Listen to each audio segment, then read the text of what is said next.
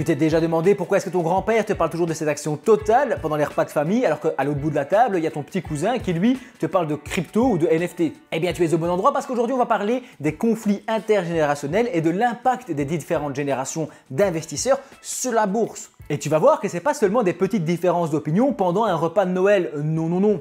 C'est carrément un choc des mondes. Cette différence de génération d'investisseurs pourrait impacter la bourse pendant des décennies. Parce que moi le premier, finalement, je suis des jeunes créateurs sur les réseaux sociaux qui te parlent des grandes tendances du moment, etc.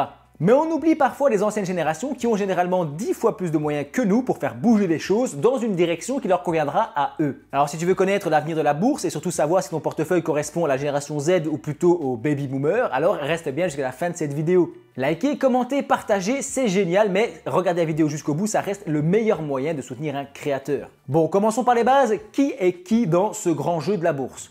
On a d'abord les baby boomers qui ont probablement acheté leurs premières actions au guichet de la banque, sans internet. Bah oui, c'était une autre époque, ils sont nés entre 1946 et 1964. Ensuite, on a la génération X qui est plus flexible mais encore très axée sur la diversification et sur la stabilité. Eux, ils sont nés entre 1965 et 1980. Après, tu vas voir les millennials,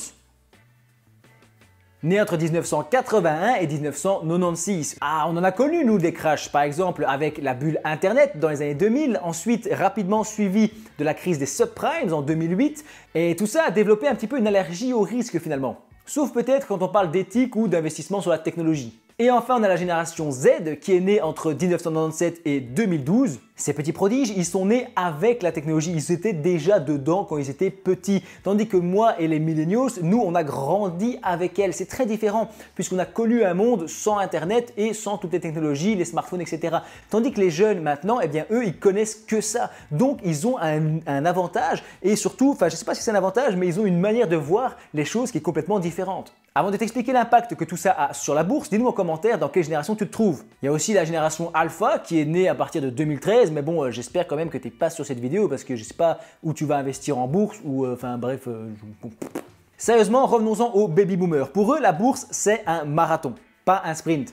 Ils aiment les entreprises solides, ils aiment les dividendes, Coca-Cola, Total, etc. Et ce n'est pas pour rien que les baby boomers continuent à diriger le marché mondial. Ils ont un poids très important. Évidemment, ils sont plus âgés, ils ont plus de fonds, ils ont eu le temps de faire fortune par le passé et ils peuvent créer de gros mouvements sur les marchés financiers.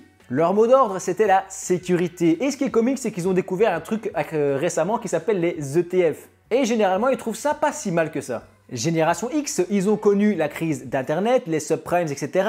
Et en même temps, ils connaissent l'essor des technologies. Ils ont pu choper des opportunités incroyables. Donc, ils sont un peu hybrides, la génération X, puisqu'ils ont un pied dans la tradition et un pied dans l'innovation. Ensuite, les millennials.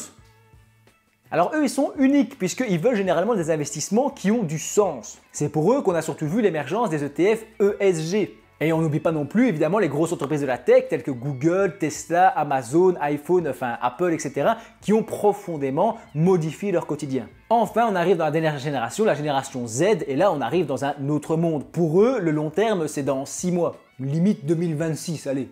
Ils veulent tout de suite, crypto, NFT, etc., placement rapide, effet de levier, tout est bon pour faire de l'argent rapidement. Le fun passe avant tout, il faut des applications qui sont gamifiées, qui sont personnalisées avec des couleurs, etc. Il faut que ce soit fun. Et malgré tout, cette génération reste une génération de bosseurs, quoi qu'on en dise, puisque c'est sûrement la génération qui investit le plus en bourse de toutes celle dont je viens de te parler. Donc on ne va pas dire du mal de la génération Z puisqu'ils nous mettent tous à l'amende. En effet, qui dans les autres générations peut se vanter d'avoir commencé à investir à 18-19 ans? Peut-être que c'est grâce aux réseaux sociaux et une application réellement ergonomique et qui fait un peu envie à la génération Z en général, c'est Freedom24. C'est un courtier en ligne basé à Chypre, régulé par la CISEC chypriote, qui lui permet d'être actif partout en Europe. Attention, c'est différent de l'AMF en France ou de la FSMA en Belgique. D'accord, il faut que tu fasses tes propres recherches pour vérifier que les conditions qu'ils te proposent sont OK pour toi. Ils ont ces comptes épargne qui sont très rémunérés, les comptes D. Ils ont aussi un choix de placement d'actions et d'ETF qui est extrêmement large. Ça m'est simplement jamais arrivé de ne pas trouver un placement sur Freedom24.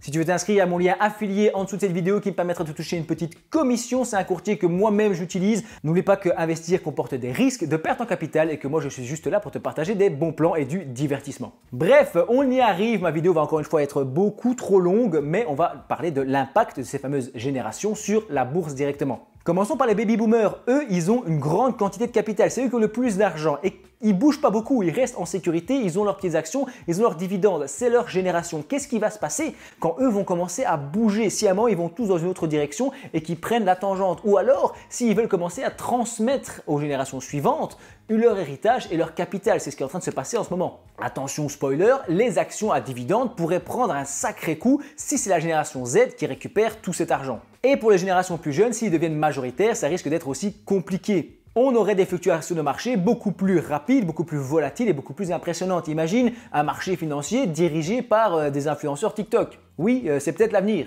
Qui aurait cru qu'un ado de 16 ans pourrait influencer le cours du Bitcoin depuis sa chambre? Alors au final, que tu sois un investisseur boomer prudent ou un jeune loup de la bourse de la génération Z, il n'y a pas vraiment de bonne ou de mauvaise manière d'investir. Mais on peut réfléchir à comment est-ce que ça nous impacte dans nos convictions, dans notre quotidien, dans nos réflexions concernant l'investissement en bourse évidemment, et comment est-ce que les mouvements de marché peuvent avoir lieu en sachant ces différentes masses d'investisseurs. Si tu veux passer encore un petit peu de temps ensemble, n'hésite pas à visionner la vidéo qui s'affiche à l'écran et moi je te dis merci d'avoir regardé celle-ci jusqu'au bout.